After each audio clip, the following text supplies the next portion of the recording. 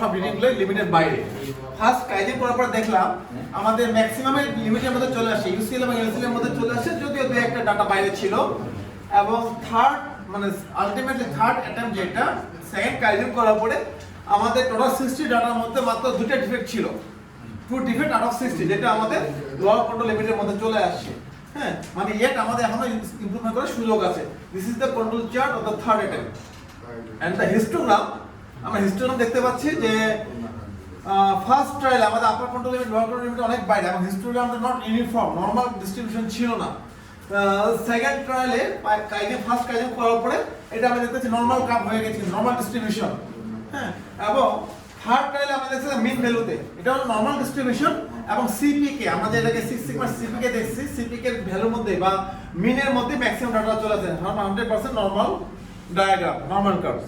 এটা হচ্ছে আমাদের ইমপ্রুভমেন্ট করার পরে কাইজেন করার পরে যে কি ইমপ্রুভমেন্ট করেছি সেটা pictorial presentation. Okay, that's all. আর মেশিন মডিফিকেশন কি করেছে এটা তো আমরা গতকালকে আপনাদেরকে ডিসকাস করা হয়েছে। আর যদি মনে করেন আপনার ফ্যাক্টরিতে ইমপ্রুভমেন্ট করতে চান মেশিন মডিফিকেশন কিভাবে করেছি, you are free to contact with us. Thank you.